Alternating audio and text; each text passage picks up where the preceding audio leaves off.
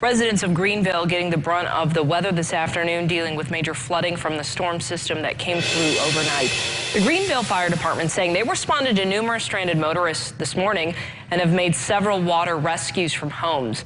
Firefighters say there are numerous roadways flooded inside the city and throughout their district. Here's a list of roads we know that are closed right now.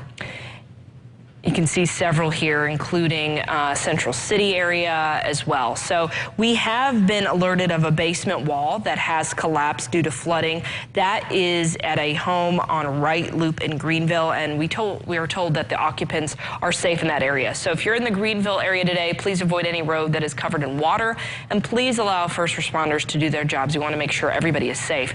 Eyewitness News meteorologist Cody Bailey is in Muhlenberg County today. We'll have a report from the area this afternoon on Eyewitness News, first at 4.